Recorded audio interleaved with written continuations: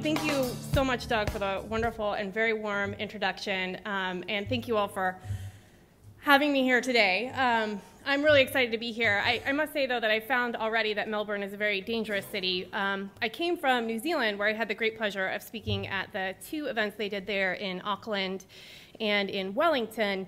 And on the last day I was there, I broke my heel. So yesterday, I set out, hi, Stephen. I set out to replace my nude heels, and I thought, oh, I just need to make a quick run down to a shoe shop and pick up a pair of heels. Well, 1 week's salary later, yeah, I'm afraid to go home and face my husband. So you have a very lovely city here, full of fine shops. So I'm really excited here to talk about some of the trends that I think are really important for us when it comes to managing our organizations. And I think one of the key things is for us to think about is that technology is just a tool. I think we hear that all the time, but I want to really emphasize that again. Technology is just a tool to get good work done. And so I want to talk about some of the management trends, the general management trends out there for nonprofits, and how technology can help us get at them. So that's my approach today. So before I get started, too, I'd love to get a sense of who's in the room. How many of you are the leaders at your organizations? Okay. And how many of you are IT staff? Oh, we have a split here. And how many of you never, if you're IT staff, are you here with your leaders? You're here together. Oh, a few of you, yeah, they never come together. That's good, that's good.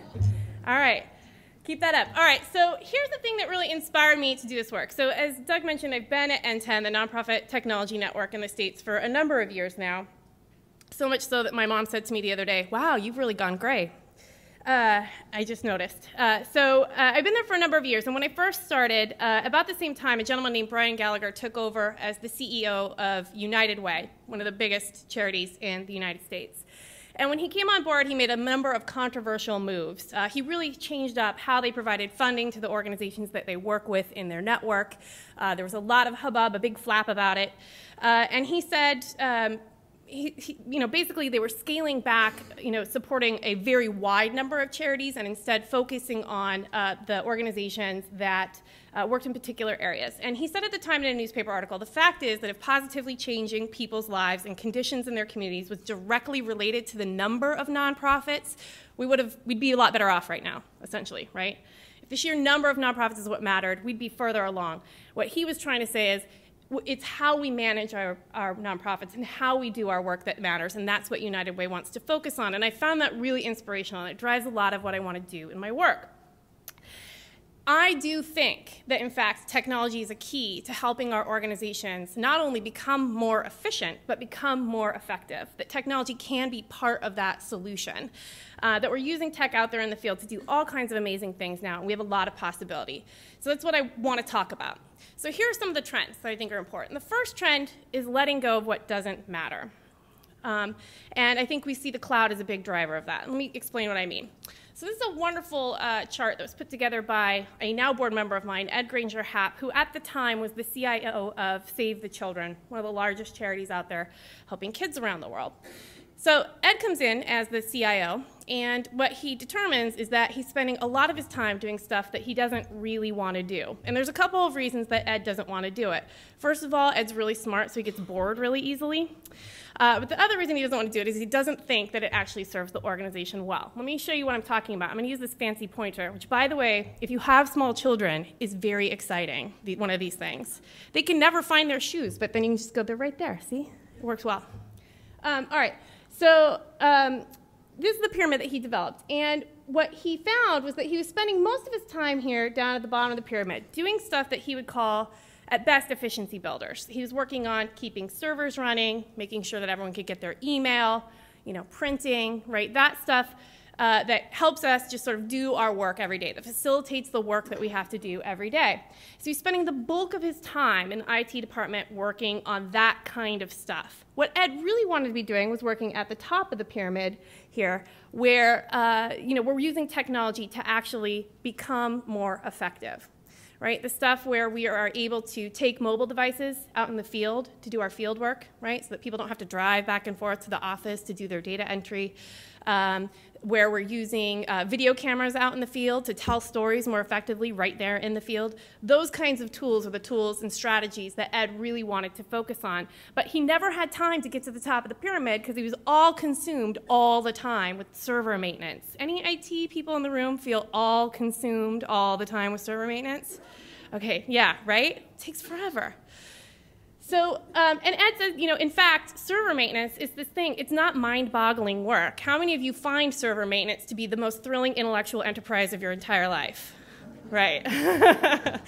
It's not the most exciting stuff on the planet. And here's this really smart guy. Why am I wasting my time configuring all these servers all the time when I really could be thinking about how I can actually change people's lives with technology? So he takes this message. Oh, I always ruin the joke by clicking too soon. He takes this message to his staff or to his senior executives and says, listen, we've got to start moving some of these IT services off our plate, and I want to move to the cloud. And they say, oh my gosh, but if you take all your stuff and you put it in the cloud, then we can't see the servers, so they're clearly not safe, right? We can't do that. And Ed's message to them is the same message that my mother-in-law gives to me every time I tell her, how come you never taught your son to pick up his socks off the floor? Which is get over it. Right? You got to get over it. We got to get over it and let go of some of the stuff that we have felt the need to control so that we can focus on the stuff that matters. And that's what I think the cloud is all about. So let me get to the technical definition of the cloud here. How many of you've heard that term, cloud computing? So almost all of you. Okay. How many of you feel like I've got a really good grasp of what cloud computing is? Okay, so just a smaller fraction of you. Let me go through some of the definition then and why I think cloud computing is really important. This definition up here comes from Gartner, one of the larger consultancies in the States. And I want to walk through some of the elements and what they mean management-wise for us in our nonprofit organizations. The first is that the cloud is service-based, right? So the old model of buying software was that you would, what's the first thing you think of when you think of buying software? Someone? Loud. Discs. I heard discs. Yeah, CDs, right? You get a box. Right, you get a box with a disc in it, right? And once you purchase that disc and you've installed it, what incentive does that vendor have to ever talk to you again? Right, you already bought it. So this idea is that with cloud services, what you're getting is actually service-based. You are buying usually a monthly subscription, right? So it is coming to you over time. You don't just buy the disc once, but it's coming to you over time so that they are incented to keep you as a customer every single month. They want to treat you well because they want to keep you back. It also means that you don't have to, because it's a service, you don't have to deal with all the stuff that goes with running software. If you're going to install software, you need a box to install it on, right? You often have a server that you install it on. You have to manage the server so that the software can be distributed around to all of your users. In a service, they're taking care of that infrastructure. You're just taking advantage of the software, which you usually access through a browser, right? So it's service-based. An example, Gmail. Any Gmail users? Yeah, this is a cloud service, right? Gmail, calendar, all that good stuff. Facebook users. Facebook is essentially a cloud service, right? Okay. One of the other elements is that it's scalable and elastic, and these are really important to us in the kind of work that we do. On a day-to-day level, right, most of us don't have the kind of need for the kind of bandwidth or server experience that, say, a large for-profit entity would need, right? We don't have millions of visitors every day coming to our websites, for example. But every once in a while, something happens. The floods, right? The floods here, the earthquake in Haiti, something will happen and demand for our work will shoot through the roof. Well, if you're hosting your own website on your own server, right, or you're hosting your own email on your own server, and all of a sudden 1 million people are trying to get at your website or contact you via email, and all you've got is that one little box, which, let's face it, you've put under the air conditioning unit on the back porch. I know. I've seen it. Then you can't handle it, right? Your stuff will just shut down. Cloud stuff is scalable and elastic. It's in this room where If demand increases, they can just increase your access when they see that demand is increasing. They give you more bandwidth or whatever you need so that you can scale without having to manage that all yourself. It's also elastic, so when that demand decreases again, when the crisis is over or the good fortune is over, it will go back down to your normal service levels. It's also shared and metered. I think this is another thing that's really important too. By shared and metered, we mean that when you're accessing the service, everyone has the same service. And when they make an update, everyone gets the update. This is great for IT administrators who are probably tired of dealing with Windows Vista, Windows XP, and Windows 7, right? Or the very many different versions of software that we tend to have. And metered means you just pay for what you use, right? So again, like if you need more demand, you pay for more demand, but when you don't need more, it goes back down. You pay like per seat usually, number of logins you want to get. And it's delivered via the internet. And this is the thing that I think is most revolutionary for the nonprofit sector and how we manage our technology. If you can get at your core applications online, then you can do your work anywhere, almost, depending on the internet connection, I know. But you can do your work in a lot of different places. And this really allows us to rethink how we go about making the change that we're out there to do. So again, it's about efficiency and effectiveness. If we can let go of managing this efficiency stuff, it frees us up then to think more about the effectiveness part of the platform. All right, so the second thing is motivating. We all have this, I think, demand right now to engage more of our audience in more of our mission as much as we can. And I think particularly the call right now, at least in the US, and this apparently resonates in New Zealand as well, is the idea that we need to engage new audiences, that our volunteer and our donor bases are aging rapidly. Do we need to engage younger people here? Is that also correct? Yeah, great. So we have this call to motivate more people, and as Doug alluded to earlier in his points, social is going to be a huge part of making that happen. Apparently, by the way, all the cool kids just call it social now, not social media. And if you call it Web 2.0, you'll be shunned. This is what I hear on the street. Okay. So let's motivate. So here's the thing. We all know that by nature, human beings are social creatures, right? We want to be together. We want to share things. And we are out there all the time sharing things in person with each other. But now we're using all these tools to share all kinds of information. What I had for lunch, how much I spent on my most recent shopping trip in Melbourne, and how my husband's going to kill me. New work things I've done, all that good stuff. Being social is what drives interactions for everyone. And I think that particularly for this younger generation who have been more connected to each other and to other institutions than ever before, they not only are sort of social by nature, they are uber social by nature. They expect this kind of back and forth interaction much more so than the generations that precede them. And it's really important to them. Sometimes we share a little too much on social media, it can be argued, right? It gets a little frivolous from time to time. But in fact, we're using these tools to share really good stuff too. So we're sharing information that really matters to people, and we're getting lots of good work done. Here's the part where you can write things down and take it back to your boss, your board chair, and because they need numbers, right? 90 pieces of content are created on Facebook every month by the average user. That's photo uploads, video uploads, links to articles, just plain old status updates, relationship status updates. Those are my favorite to watch.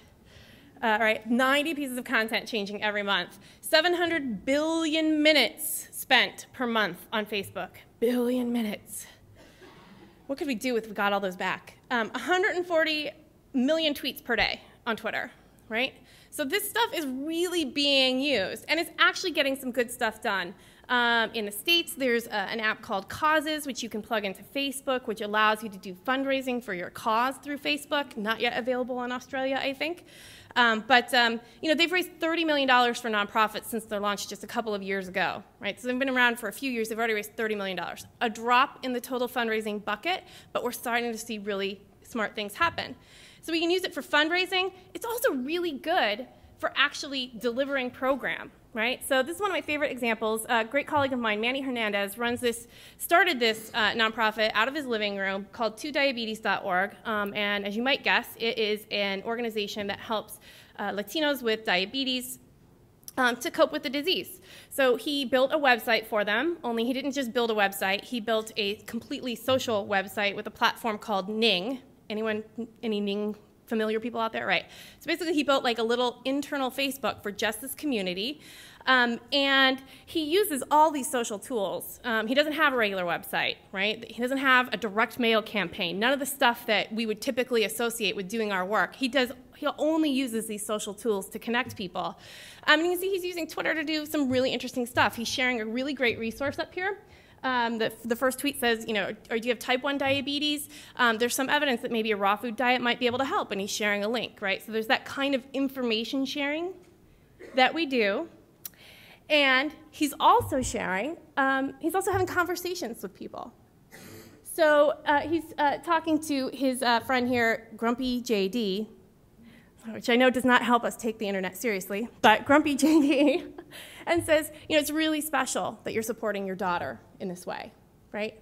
So he's having these conversations and engaging people. And that is really just the tip of the iceberg. Most recently, all of this move for democracy in the Middle East has been fueled by these tools that connect people in ways they were never able to connect before. And if you look at, I would argue that if you look at most of the social unrest and most of the revolution that's ever happened, it's communications technologies that make these things possible, connecting people who have ideas in ways so that they can take action. And that's what these tools allow us to do. What's important for us to know, though, is that the tools are not about brand management. Right? I think we are very careful. Any communications folks in the room, I don't want to step on your toes or, I know that as communications people, we're really concerned with making sure that our logo and our colors and our message, our tagline, they all stay intact, right? That people recognize who we are throughout all of these spaces. But when we take social media from that angle, it just doesn't work. What we want to do is think of our brand as something we give to our supporters, a gift that we give them that they can do anything they want with. That's what we want to do. We want to give it to them so that they can take it out. And I think one of the great examples why this is important is because when we give it to them, they make it personal. And when they make it personal, they bring their networks with them. So when we say, help us end breast cancer, and here's our message about how you might be able to do that. And Sue takes it and says, I want to help end breast cancer because I lost my aunt and I don't want anyone else to lose an aunt. And she posts that on her Facebook page with a link back to your site. All of Sue's friends who know Sue and knew her aunt, they're now personally engaged with that message. And they're going to act on it as well. They're going to click through the link. They might post it themselves. What we want to do is let people make our brand personal to them. That's the key. And it takes a few things for us. It means that we're going to have to be more transparent as organizations. I think Doug alluded to this also as well. We're not used to sort of opening the kimono and letting people see what's inside and how things work. And that's something that we have to do more of in these social spaces. Here's what we're thinking. Here's what we're working on. And what do you think about that, right? That's the reciprocity part. We have to ask people, we have to not only tell people what we're doing, but ask them what they think that we should do. We have to thank them when they retweet us or post something on our Facebook page or mention us in any way. We have to thank them. We have to have that reciprocity. But I think the most important thing is that we have to have an authenticity of voice out there. We have to be real. So one of the examples that I see all the time is folks with Facebook pages, and the wall of their Facebook page often looks something like this, get our latest press release. We did X thing in X amount of time, and we're fantastic, right? New blog post on our topic, right? Message from our chair, da-da-da, right? And it's all sort of the typical organization speak. What we have to do is talk in a more authentic voice, the voice of the organization, about the issues in a way that people can relate to. And this doesn't mean that we give up on our style guides, we give up on our branding. It just means that we speak in an authentic voice that engages people. And I want to give you one quick example of the power of these tools, and I have a short little video here. Which, ta-da!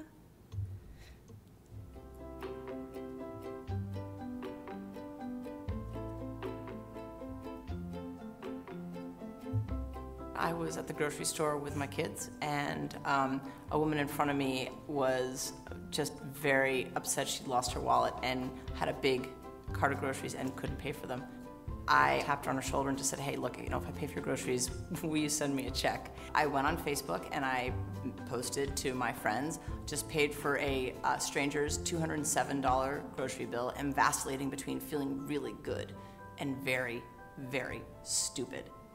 The next day, I got a check in the mail from Jenny for $300 with just this lovely note saying, thank you so much for trusting me and helping me out. I really appreciate it. Please take the extra money, which was $93. So I got back on Facebook and said, well, what would you guys do? And people very quickly came back with, give it to charity. So I decided to match the $93. Okay, so it's $186. Where should the money go? People would suggest, well, how about the Second Harvest Food Bank? This whole thing happened around food. That's a great place. And then a friend of mine posted saying, I am so touched by all this that I want to match that $93 as well. And then another one did it, and another one, and another one, and the whole thing just exploded. We've raised over $83,000 with about another $10,000 to go to try and reach this $93,000 goal. A single posting on the Facebook page, and these comments started coming in from all over the world. It really, truly made me realize that this great big world is actually stunningly small when we're all connected.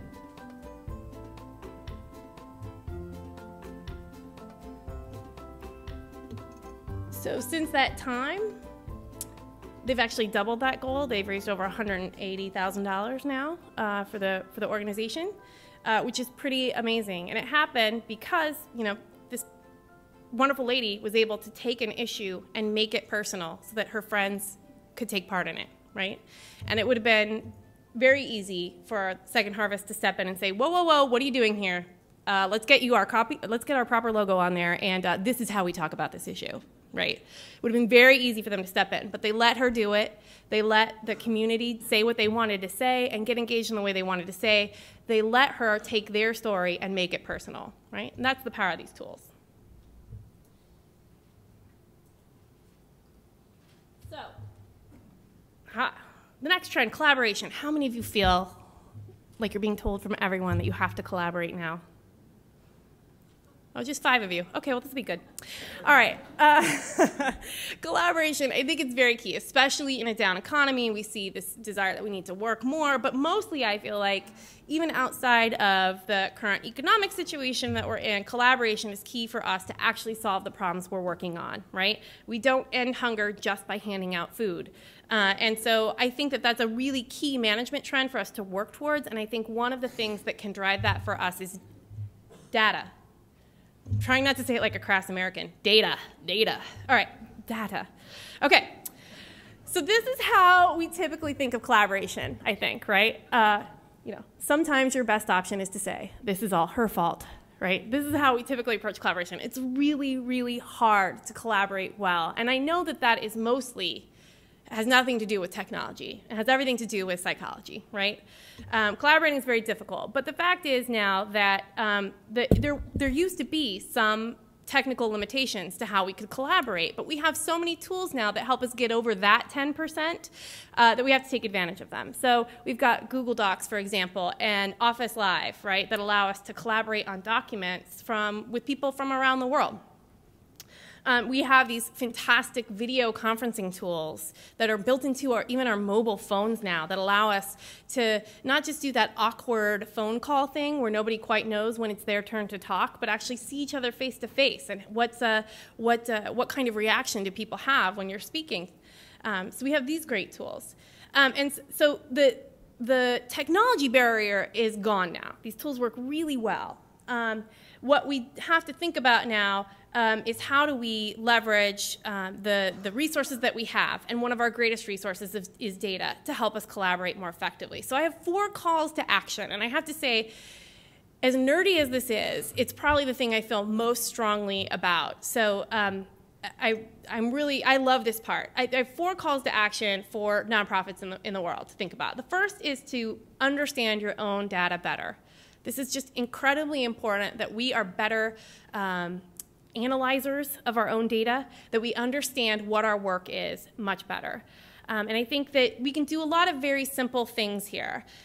We have databases full, I'm sure we have multiple databases, sometimes 25 or 30 databases full of data about what we're doing in our work, but we don't often synthesize it in a way that helps us make actionable decisions. So I think that it's very important for us to start using some very simple tools to help us do that better. And this is just a screenshot of the NTEN management dashboard. This is not our impact dashboard. This one does not tell us how far are we moving the sector forward in its use of technology, but it does tell us, do we have something to worry about in terms of keeping our own ship afloat? And what this is just a simple Excel document. What's behind this is one more worksheet that is just full of numbers. And once a week, Carl, our IT manager, will go in and update all the numbers, and we get to see where are we in terms of membership revenue and webinar revenue, our conference stream, how many newsletter subscribers do we have? And this is the stuff that just helps us evaluate, like, are we doing the work that we need to do? Is our organization where it needs to be? So understanding your own data is going to be incredibly important for us. And we can see this on a weekly basis here. We also have another sheet on there that gives us sort of a longitudinal look, right? So we can see the trends as well. That's really important. We also have to contextualize our data. As I just said, we don't work alone, right? We do our work, but it's not just our work that moves the community. It's all sorts of other things. It's the other nonprofits that work in our space. It's the government. It's all sorts of forces that come to play. And it's important for us to understand not just what work we're doing, but how that stuff is affecting our work.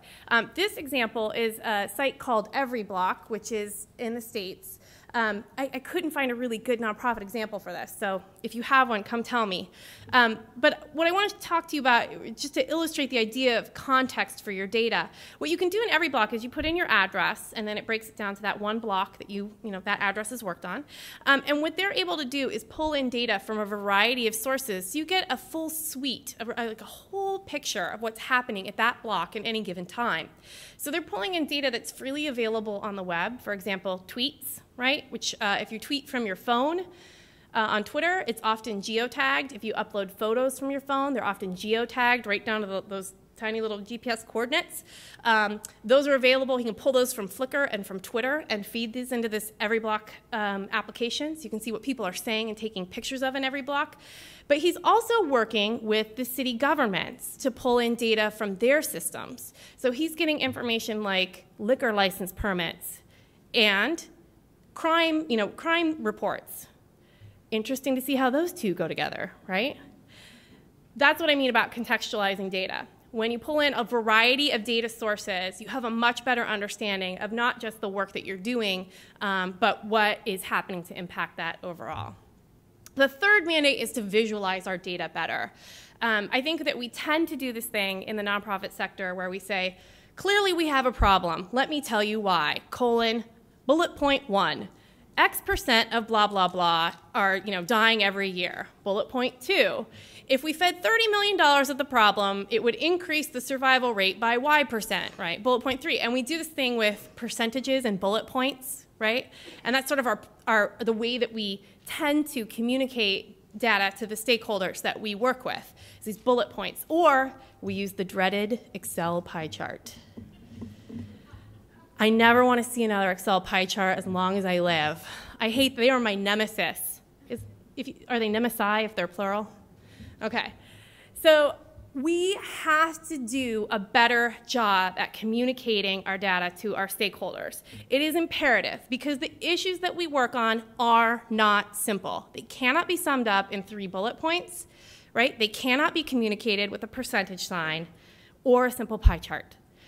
We have to do a better job. So I want to give you a couple of examples of what I mean. This one's from a site called Information is Beautiful. It's a guy in the UK runs this site. He is off the charts brilliant, and when you go look up Information is Beautiful online, also look up his TED Talk, because it's great. So he was really concerned with the idea that the media tends to glom onto a story even when there's really no there. He's really interested in the scare tactics of media. So he made this chart here called Mountains Out of Molehills. right? And what you see here are stories that the media has run with that have turned out to be nothing, really. Like the issue that they're talking about really isn't that consequential overall. So for example, on the far right in the bright pink, that is our good friend, the swine flu, right? Okay. They have another line in here that is stories about video game violence and youth, the effect it has on youth, and it peaks up pretty consistently. It pops up every time, by the way, that school violence stories break in the US, right? So you can start to see those kinds of correlations here in a visualization like this. This is my favorite one of all time. They did it as a demonstration project, the obesity epidemic, and what we've got here is a big grid with all 50 US states. Across the top is a timeline. I think it runs from 1987 to 2007 when they did the visualization. And what you can do on the web is actually move that slider, all the way across. And what happens in the visualization is that the t-shirts start out small and white, right? As in not a high obesity rate. And as the obesity rate increases, the t-shirts get bigger and then get redder. And so if you move that slider slowly along from 87 to 2007, you can literally watch America get bigger, right? That's powerful. Way more powerful than saying the obesity rate in Rhode Island has increased 13% in the last 2 decades, right? Way more powerful. This one's one of my favorite ones just for fun. It's the county sin rankings visualization. You come in here and they've mapped the 7 deadly sins against 7 public statistics. My favorite, lust being mapped to the chlamydia rate. So, and you can see this one's actually not super fancy. They're still using the percentages, right? So it's not like they had to build some fancy application or do some really incredible visualization. They've got these simple boxes with the percentages, but they've used a very clear visual indicator. If the statistic is in the green, it's considered safe or low. As it gets more red, it's more dangerous, right? And they've got the nice little visual indicators there for you in the pictures. And what's great about it, too, is you can actually do some comparisons. So in the top here is Wayne County, where Detroit is in Michigan, and the bottom is its nearby wealthy neighbor, right? So these kinds of visualizations are really important for us to tell our stories. It's much, much more interesting to look at this and understand the plight of Detroit than it is to say that the dropout rate is 20% higher in Detroit. Right? Like you get it more when you see it. So visualizing our data has to be something that we figure out how to do better. And the fourth mandate that I have for folks around data is to set your data free. I am so impressed by this example is at data.worldbank.gov. And they are, the World Bank, they invest in countries all over the world. You can come in, look at any particular country, and they're going to give you some statistics about what they've been doing there, which is in and of itself a pretty revolutionary idea that a government would want to actually, or a government entity would actually want to share with you what impact it's had, right? So you come here and you can see what the literacy rate has been since the World Bank started investing. What has the infant mortality rate been since the World Bank started investing? That's pretty cool in and of itself. What's even better is that they have this button on their site right here. It says download the data. Anyone can come and get all the raw data on all of those issues for the whole time period that they've got it collected for in that country. Which means that if you're a researcher or if you're an NGO working in that space, you can come get the data and see how it maps to what you're doing, which is really, really impressive. And I think that we could learn a lot from that as nonprofits ourselves. And if we did, I think we could start to do some projects that look a little bit more like this. This is one of my favorite examples from the States, and it is an organization called the Capital Area Food Bank, which is based in Austin, Texas. And they do exactly what you think they do. And they were really concerned that they were not, in fact, meeting the needs of their community the way that they needed to. So they used some free tools to create this visualization using some open data sources. So what they've got here is a Google map. And the first thing they did was overlay federal data that they got from the US government. Under President Obama, it seems really wonky, but I think it's the most revolutionary thing he's done is mandate that every government agency free up their data. So they went online and they got poverty information from the census. And they overlaid it on the map. And you can see the strange little Those are the districts, the strange little shapes on there. The darker blue they are, the higher the poverty rate is on the map. So that's the first thing they did. Then they went in and laid in their own services. So they took their database of their agencies, the different outposts they have that they work in, and they laid those down as little pinpoints on the map, and they are the dark blue ones. And so the first thing they did was realize that, wow, we're not in the darkest blue areas. What does that mean? And then they thought, well, maybe those areas are being served by other services. So they went out and collaborated with a bunch of their community partners, and they just said, share with us your locations. Okay? We're not going to go crazy here and ask for your client data or supporter data about where they are, anything like that. We just want to know where you're providing services. And so they've overlaid more pinpoints on this map. They've got community gardens on there. That's a great food service. They've got farmers markets, they have social service agencies. And so now what they've got here is a complete map of agencies that are doing work related to hunger in their community as it maps to the poverty rate in the area that they work in. And this is pretty powerful stuff to be able to say, oh, you know what, maybe we should be providing services over here because, you know what, no one's there. No one's there. That's the kind of thing we want to do. Okay, time check. Do I have like 10 more minutes? 5 minutes. All right, I can tell the refrigerator story. All right. The last thing I want to talk about is that I believe that we have a mandate in the way that we run our organizations to not just do what we've always done. That because of technology, we have the ability to reevaluate our work and reinvent what we do. So I want to tell you this story. I was going to ask you what this is, but I already gave it away. It's a refrigerator. This is a refrigerator. And the refrigerator was designed for India. And I read this story actually in a Harvard Business Review from last fall, and it just really struck me.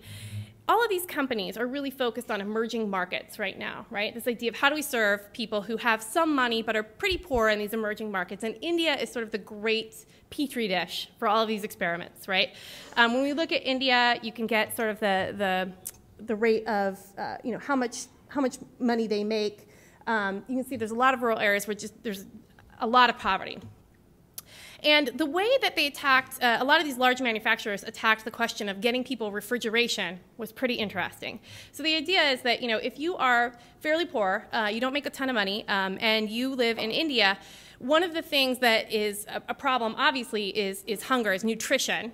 And they found that actually it's not access to food that's the problem. In fact, there's a lot of access to food, but keeping food, right? When you have to walk 4 hours to get the food, keeping the food from spoiling can really help with nutrition, right?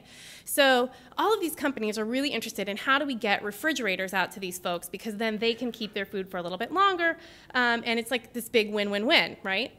But this is what they do. They design the dorm fridge. I don't know if you have dorm fridges for university students, but every student in the U.S. at university has one of these little guys, which is usually mostly filled with soy sauce and beer, in my experience, but there it is. So what they basically did was, well, we've got to, in order to get out there, the most important thing is that we make it affordable. So what we'll do is we'll take the refrigerator and we'll just make it small. We're just going to make a small refrigerator. So they took their dorm fridge and tried to put it out in the market, but no one was buying it in India. No one was buying that refrigerator. So the companies weren't making any money, and this problem was not being solved. Along came these guys who designed this thing called the Chotucool refrigerator, which is really interesting. And what they did was they didn't just say, we have to make it smaller. They said, if we're going to solve this problem, we have to re-engineer a solution here. It's not just about taking the same thing and making it smaller. It's about reimagining what we can do. So they designed this refrigerator, and it's got several elements that make it really important for the sector. The first is that they realized that in order to meet the need, right, which is just to keep food from spoiling for a few days, right, because people in India were not grocery shopping like they do here in the, in the big cities. They weren't going out and buying a week or two's worth of groceries at one time and hauling it back, right? They were buying for just a couple of days. So in order to meet this need, they realized they didn't have to make a refrigerator that kept everything so cold. It just had to keep it cold enough for a few days. Which meant that they wanted to also then be able to preserve the cold as much as possible. So they designed it so that rather than opening from the side, it would open from the top. So the cold air would stay down in the bottom of the unit. And since they were conserving the cold by opening from the top, and they weren't making it so cold. They didn't have to have those Freon tubey things that refrigerators have. That's the technical term, by the way. They just needed some fans, and you can see the fans, are right here. It's essentially the same fan that you have on your PC back in the office. And because they had the fan, it didn't use as much electricity, which is something that's extremely important in the developing world. And if the electricity went out, which is not really an if in the developing world, it's a when, the fan uses so little power that it can run off batteries. And as you'll notice too, they have handles on either side. It kind of looks like a cooler that you might take on a trip to the beach, right? So it can run on batteries. It uses very little electricity. It's designed with the kind of compartments for the kind of things that they wanted to hold. And it's got handles, so you can take it with you. And we're talking about a population that is very highly mobile, right? They might live somewhere for a little while and then they move on. So it's a very migratory community. So they reinvented the solution. And I think there's lots of examples of organizations that are doing this all around the world. Some of my favorites, this is the Iran and Afghanistan Veterans of America in the US. They have had a long tradition of helping get benefits out to veterans when they come back to the United States, things like tickets to sporting events and discounts on things, et cetera. And they've done it the same way for years and years and years and years, which is that they've called up a sponsor and said, hey, would you be interested in donating something? The sponsor says yes. They wait for the inventory to arrive. They count them out. And then they send out an email newsletter, hey, we've got 47 tickets to the baseball game on Friday. And then people will call, and then they answer the phone call, they put the tickets in the mail, and they mail them out, right? And then at some point, the 49th person calls, but whoever answers the phone doesn't realize that all the tickets have been handed out, right? So they've done this forever. It's very time-consuming. And they finally realized, we can't deliver the services the way we want to in this way. So they built a database and tied it to the website. So when they take that inventory in now, it's entered into the database, and then it automatically displays on the website, we've got 47 tickets. And then the vet can actually claim those tickets online through the website rather than calling, right? And the inventory automatically reduces. So they're reinventing. The folks that do something, they're engaging kids in philanthropy and advocacy around the United States. They have been doing that via email forever. But if you want to reach a teenager, what do? You text them, yes. So they re-engineered their entire program, and they essentially are mobilizing hundreds of thousands of teens across the country using text messages. So it's really important for us, I think, at this time to rethink our approach to technology, that we have to take some bold steps, do one thing a day that scares you, right? We have to take some bold steps and try some experiments and know that what was formerly impossible is now today really possible. We can rethink how we do our work if we embrace some of these challenges and make the most of them. And so that's my challenge to all of us, right, is to reframe what we do, to be bold, and to make those decisions and experiment and have fun. So thank you so much for your time.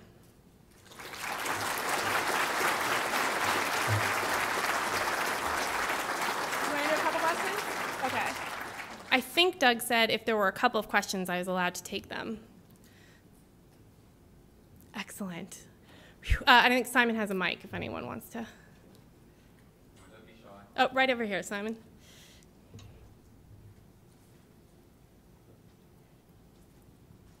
Hi. Oh, you're on.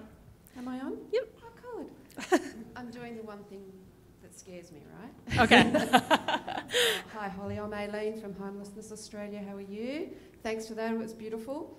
Just going back to opening and expanding yourself, what do you do in case of, to pull it politely, nut jobs that take up a lot of your time?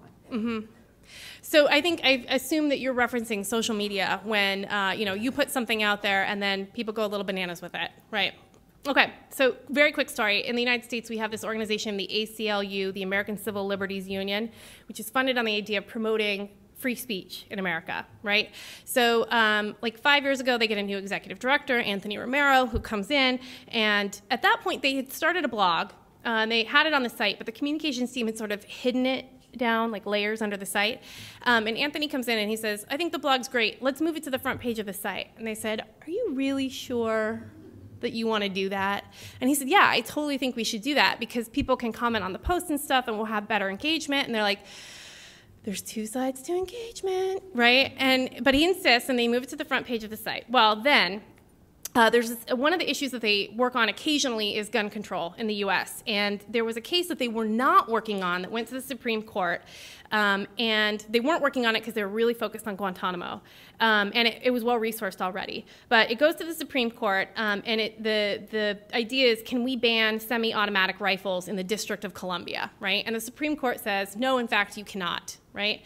And so the gun lobby in the United States is very excited about this, and all of the folks who support the gun lobby decide that they are going to celebrate their victory on the ACLU's turf, even though the ACLU was not working on the case. So the morning after the decision, they post a blog post about Guantanamo, and about 30 seconds later, they start getting all these comments from folks saying things like, ha, you thought you could keep us down, but we can own any kind of gun we want in the District of Columbia, right? And it goes on and on. All these people start flooding. Okay, so the communications department goes over to Anthony Romero's office and says, see, I told you so, right? It's all this, I mean, thousands of comments, literally thousands of comments are pouring in, and it's taking all their time. And the communications director says, well, we're just going to have to delete all these comments, and it's going to be just a big administrative nightmare. And Anthony Romero says, really? Delete the comments. Who are we again? Right? And so he convinces them that, in fact, they can't delete the comments. They're the American Civil Liberties Union. They let the comments stand. But then this really beautiful thing starts to happen, which is that their supporters start to respond, right? And their supporters are coming on and saying, why are you wasting our time with this commentary when, you know, the ACLU didn't even work on this, right? And it goes on and on for days. The pro-gun people keep coming on and posting their view on posts that have nothing to do with anything, but the ACLU supporters keep coming back in and reposting. And what they actually saw during that time was a 150% spike in their donations. Right? All of these people got so heated up about it that they just started spontaneously sending money. There was no appeal. No joke, right? So the nut jobs are out there, and I don't mean to say that people who like guns are nut jobs. That's not what I'm saying. But I'm just saying the nut jobs are out there, and they're going to post stuff. But your community, if you've set your community up well, is going to help monitor that for you. But you do have to have policies in place so that you know what to do when it happens. So you want to sit down with your staff and run some scenarios. What's your worst fear? Say, what's your worst fear? And then just talk through how you would respond to that or what you would want to have happen.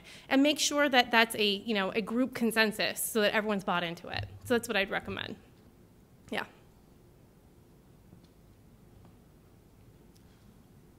Brilliant. Holly. I'm off the hook. Holly, I've just got I've got a question from Headspace Australia from Twitter. Ooh, fancy. We've put out the word that you can ask questions with the #CU11 hashtag. So this one's from Headspace. It says, with tech, we need to take bold steps and do one thing every day that scares us. What should Headspace do? Well, Headspace, so I feel like I'm on a call-in radio show. It depends on where you're at and what you want to do, right? But I feel like there are a number of things, a number of directions that you can go. I think social media is often one of the easiest things to start with, and because you can set up a Twitter account or work on the Facebook page in a very low-cost way, whereas deciding that you're going to do a data visualization is actually kind of complex and usually requires a little bit of money behind it, for example. Moving to the cloud, that's kind of a big interruption, right? But what I really love about social media is not just that it's this great new platform to get all this stuff done, but I think that the